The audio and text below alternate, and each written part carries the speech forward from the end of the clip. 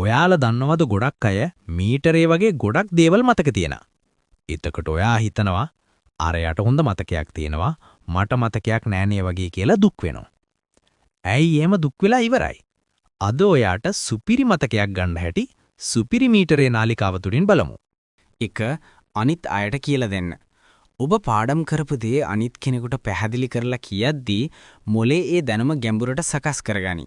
ඉගෙනීම කියන්නේ මතක තබා ගැනීමේ බලවත්ම ක්‍රමයක්. 2. කෙටි නෝට්ස් හදන්න. දිග පාඩම් පැරග්‍රාෆ් ලෙස නොව කීවර්ඩ්ස්, ඇරෝස්, සිම්බල්ස් යොදාගෙන කෙටි නෝට්ස් හදද්දී මුලේට ඒවා ඉක්මනින් මතක තියාගන්න පුළුවන්. 3. පාඩම් අතර විවේක ගන්න. දිගටම පාඩම් කරද්දී මුලේ තෙහෙට්ටු වෙයි. විනාඩි 25ක් 30ක් පාඩම් කරලා කෙටි විවේකයක් ගන්නේ මෙමරි කන්සොලිඩේට් වෙන්න උදව් කරනවා. 4. නැවත නැවත මතක් කිරීම. එක දවසක් පාඩම් කරලා නවත්තන්න එපා. දවස් 1, 3, 7, 14 වගේ කාලපරාසවලින් නැවත බලද්දී දීර්ඝ කාලීන මතකයක් වෙයි. උදාහරණයක් කරගෙන පාඩම් කරන්න.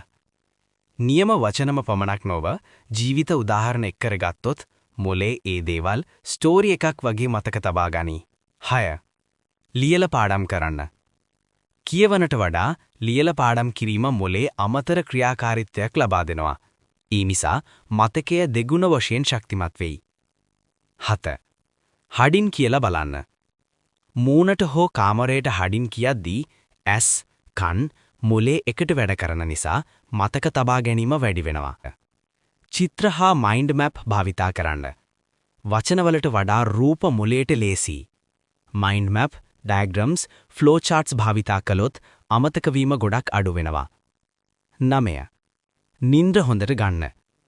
පාඩම් කරපු දේ ස්ථීර මතකයක් වෙන්නේ නින්දේදී. නිදා නොගෙන පාඩම් කළොත් ඒ දැනුම දිගු කාලීනව රැඳෙන්නේ නැහැ. 10. එක විෂයක් දිගටම පාඩම් නොකරන්න. විෂය මික්ස් කරගෙන පාඩම් කිරීමෙන් මොලේ බෝර් නොවේයි. ඒක මතක තබා ගැනීමේ හැකියාව වැඩි කරනවා. 11. පරණ දේ අලුත් දේවල් එක්ක සම්බන්ධ කරන්න. අලුත් පාඩමක් පරණ දැනුමක් එක්ක ලින්ක් කරද්දී මොලේ ඒක නෙට්වර්ක් එකක් වගේ තියාගනි. ඒ නිසා අමතක වෙන්නේ අඩුයි. 12. ප්‍රශ්න හදාගෙන උත්තර දෙන්න. පාඩම් බලලා ඉන්න එකට වඩා ඔබම ප්‍රශ්න හදාගෙන උත්තර හොයද්දී මොලේ ඇක්ටිව් වෙලා මතක තබා ගනි. 13. ස්ට්‍රෙස් අඩු කරගෙන පාඩම් කරන්න. බය, පීඩනය, තරහ තියෙන වෙලාවට මොලේ හොඳට මතක තියාගන්නේ නැහැ. සංසුන් වෙලා පාඩම් කළොත් මතකය ශක්තිමත්. එකම තැන එකම වෙලාව පාඩම් කරන්න. රුටීන් එකක් තියෙද්දී මොලේ ස්ටඩි මෝඩ් එකට ඉක්මනින් යනවා. ඒක මතක තබා ගැනීමට ලොකු උදව්වක්. 15. පාඩම් වලට අර්ථයක් දෙන්න. මේක මට ජීවිතේට වැදගත් කියලා හිතාගෙන පාඩම් කළොත් මුලේ ඒ දේ අත්‍යවශ්‍ය කියලා ගන්නවා. ඒ දේවල් අමතක වෙන්න ගොඩක් අමාරුයි.